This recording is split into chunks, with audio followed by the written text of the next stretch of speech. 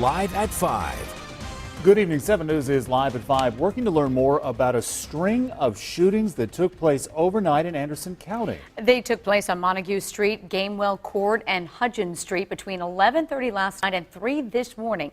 Now, 6 people were sent to the hospital, including a 13-year-old. 7 News reporter Christine Brown is live with what neighbors have to say about the crimes. Christine?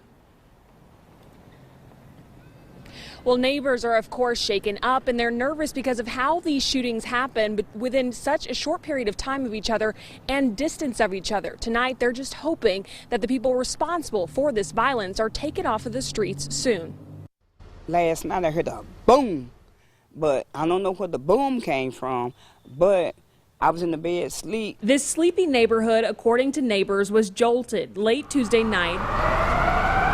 Anderson police say the night of violence began here. Dozens of gunshots hits the home, sending 3 to the hospital, one of which was a 13-year-old boy. This is a good neighborhood, but with all this activity going on, I mean, you know, it's something need to be done about it. Less than an hour into the investigation, police were called to this home on Gamewell Court for a second shooting, where a woman was hurt. 2 children also inside were unharmed as the gunman fired into the home from the street while they were asleep. I was on my phone.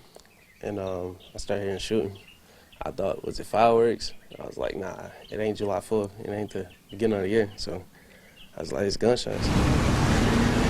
While blue lights were still on the first 2 scenes, a third shooting call came in around 3 a.m. 5 minutes away on Hudgens Street, 2 people, including a man in a wheelchair, were injured after their home was also shot up. I can't go with this pain worrying about what's going on. What's going on up in here, because it don't have to be this way. Now neighbors are praying that all 6 of the victims recover fully. And most of all, they hope the violence stops here. They could have confused that house with this house, so my house could have got shot out. Really, I've been over 40 years, and I can't tolerate it. And I'm just telling you, it is what it is, because it's done got outrageous.